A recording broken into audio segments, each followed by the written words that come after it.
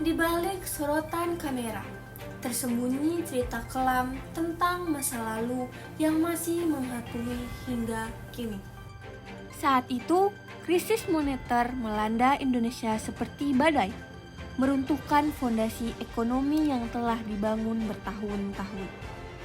Saat itu, Presiden Soeharto yang berkuasa dengan tangan besi harus berhadapan dengan massa yang marah dan ekonomi yang runtuh.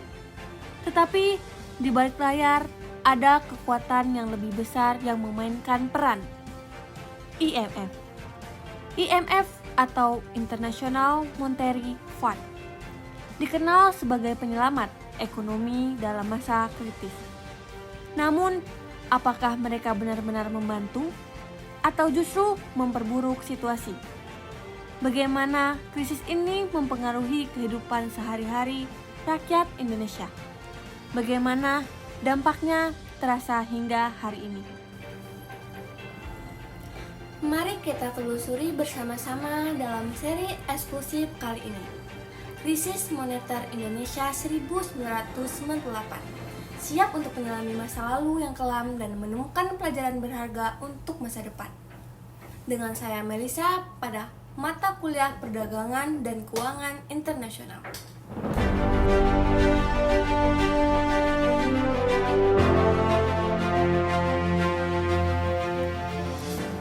Pada pertengahan tahun 1997, Asia Tenggara terperangkap dalam krisis keuangan yang melanda beberapa negara di kawasan tersebut.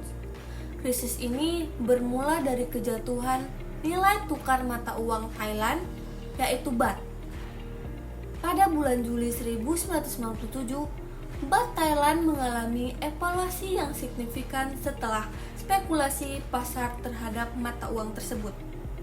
Hal ini menyebabkan kepanikan di pasar keuangan regional dan menimbulkan efek domino yang meluas ke negara-negara lain di Asia Tenggara.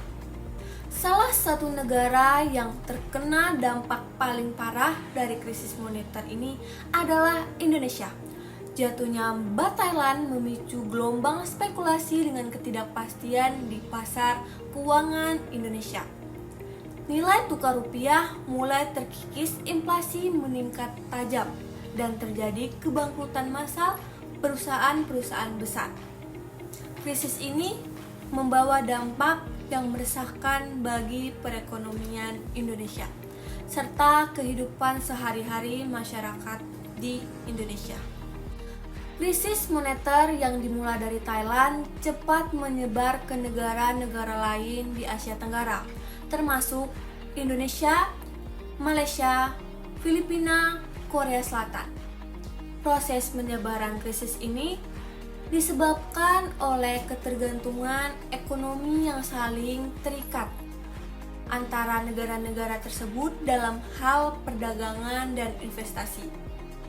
Kondisi tersebut membuat krisis yang terjadi di satu negara dapat dengan mudah menyebar ke negara-negara tetangga, menciptakan efek domino yang memperparah situasi. Di Indonesia, nilai tukar rupiah terhadap dolar Amerika Serikat merosot tajam dari sekitar 2.380 per dolar pada awal 1997 menjadi lebih dari 16.000 per dolar pada awal 1998. Hal ini menyebabkan inflasi yang sangat tinggi, peningkatan jumlah pengangguran, dan kemiskinan yang meluas. Krisis moneter menyebabkan banyak perusahaan dan bank bangkrut, harga-harga barang melambung, dan ketidakstabilan politik meningkat. Rakyat Indonesia turun ke jalan untuk memprotes kondisi ekonomi yang memburuk, yang akhirnya menyebabkan lengsernya Presiden Soeharto setelah 32 tahun berkuasa.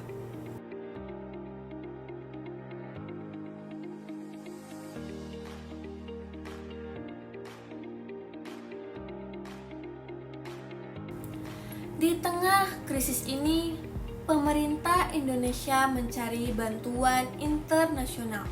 Disinilah peran IMF atau International monetary fund menjadi sangat penting. Pada Oktober 1997, Indonesia mengajukan permohonan bantuan ke IMF. IMF menyetujui paket bantuan sebesar 43 miliar dolar Amerika Serikat untuk menstabilkan ekonomi Indonesia. Bantuan ini dapat dengan jumlah persyaratan yang ketat, yang dikenal dengan istilah conditionality. Beberapa persyaratan utama dari IMF meliputi: yang pertama ada reformasi sektor perbankan, yang kedua pengurangan subsidi bahan bakar dan listrik, yang ketiga pembenahan kebijakan fiskal dan moneter, yang terakhir peningkatan transparansi dan akuntabilitas pemerintah. Bantuan IMF tetap menjadi topik kontroversial. Beberapa pihak berpendapat bahwa intervensi IMF membantu menyelamatkan ekonomi Indonesia dari kehancuran total. Sementara yang lain mengkritik bahwa persyaratan IMF terlalu berat, memperparah penderitaan rakyat. Jadi dapat disimpulkan bahwa krisis moneter 1998 adalah pelajaran berharga bagi Indonesia dan dunia tentang pentingnya menjaga stabilitas perekonomian dan keuangan. Peran IMF dalam krisis ini menunjukkan bagaimana bantuan internasional dalam membantu namun juga membawa tantangan bagi negara Indonesia sendiri.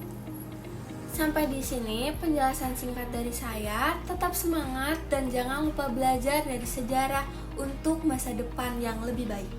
Saya mohon maaf jika ada kesalahan kata, baik itu sengaja maupun tidak sengaja.